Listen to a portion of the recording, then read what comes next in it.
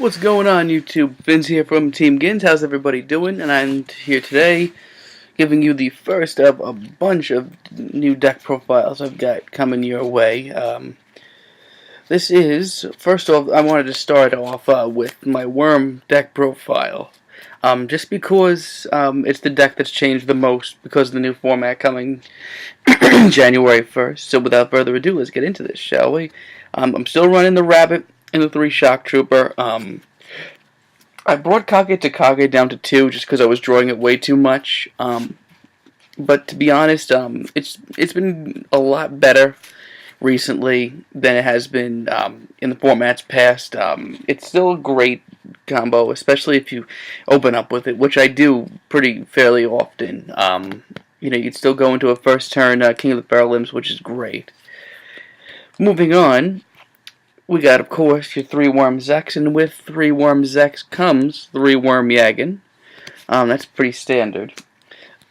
One big thing that I'm into now in this deck is 3 Worm Kartaros. I didn't like 3 at first because I would run out of targets very quickly. But to be honest, I put more back row into the deck and more protection cards since last format, and now it's just working a lot better with 3 Kartaros. It's so easy to just set some protection, then next turn flip him, search Kartaros for Kartaros, go into Omega. It's just such a good. It's much better than I thought it was in last formats. Double Worm King still. I still think that you need 2 just to maximize W Nebula Meteorite, because I know most people only play the 1, but then if you open up with it, which happens sometimes, then there's none in your deck to maximize your Nebula Meteorite with, which kind of sucks. Double Kage to Kage. I'm actually looking for another super rare one, which I can't seem to find anywhere. He just helps go into different things. Just different XYZ plays, just because this deck is a complete machine, level 4 rank 4 XYZ machine. With the 2 Kage to Kage, the new card that I'm trying out with it, which is actually going fantastic, is 1 Zephyros the Elite. If you go Kage to Kage into, Zephyros into Kage to Kage, you can go into an instant Key Beetle, which is great. I love that. And then you can protect your Worm King, you can protect your Meteorite, you can protect anything you want, which just, it helps go off from there. I took, what's that card's name out? I'm not running Evil Dragon and Nanta any longer. It's a great card, but it's like, but the thing is, like, if something happens to it, then you've destroyed your whole resources, you've gotten rid of all your worms from the graveyard, and it's just not worth it in the long run. I'm running 1 Thunder King, just because, outside of Kartaros and King of the Feral Limbs, this deck does not really search that much. Which, that's still a big part of the deck, but still, if you open up with first turn Thunder King, it still really hurts your opponent. Plus, he's level 4 light at the end of the day, which is fantastic. And the final monster is 1 Honest. Onto the spells. I'm only running 2 Potted Duality in here. Excuse me. 2 Potted Duality, just because it's really, I realize at the end of the day, it just hurt more than anything. Because, like, the logic behind Potted Duality in this deck is that you're looking for your Meteorite. That's all you're doing with it. Which is great, but at the end of the day, like, this deck special summons almost constantly, so it's just, it ends up hurting more than anything. 2 MSTs, I side out a 3rd, but you usually don't need it unless it's, like, a really heavy deck. Most of the time, Worm King's just going to take care of everything once you get him out. Dark Hole, and I'm still, after all this time, running Rank Up Magic Barion's Force. Just to go into Utopia and Ray and Victory and Utopia Ray, because just to be honest, I would find myself going into Utopia into this deck for some reason so much, and it just, if you can utilize those cards, which in a deck like this you can very easily, it's too easy, so it's never been a dead draw either.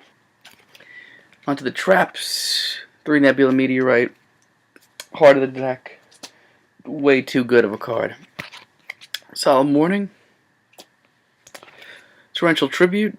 This card's great in this deck just because you go into Omega very frequently and you can just summon Omega, detach, activate Torrential, do nasty things. 1 Compulse. 2 Mirror Force for your defensive plays when you're opening up with a Yagin or opening up with Kartaros. 2 Call of the Haunted. Just to bring back things and go into your level 4 XYZs easier. Plus you can bounce it with Zephyros and just go out of control. 2 Imperial Iron Wall. My reasoning behind this is that it really doesn't hurt the deck. It hurts so many other decks. It hurts Prophecy. It hurts Boojins. It hurt Dragons when they were out, but you know that's over with. But just so many decks right now still banish. I mean, like Mermails don't, but and stuff like that. But Boojins do. Prophecy does. And not to mention, it protects your Yagin so that you can use your Yagin's effect over and over again. Because when he gets special summoned by Zex, he gets removed from play afterwards. So, if you use that, then he won't get removed from play. You can use his effect again. Plus, it's overall, it's great. It helps get around Bottomless and Deep Prison. It's just great. It's very good. And the final 2 cards in the main deck are Double Fiendish Chain. Once again, too good not to run. Not to mention, just throwing it out there, you can combo it with Zephyros, which is just something that you never want to overlook.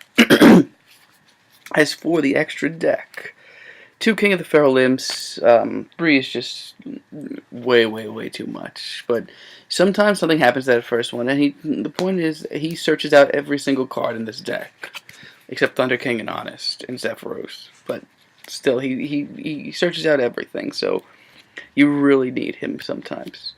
1 Palladynamo still. 1 Constellar Omega. This guy's like the MVP of everything in this extra deck.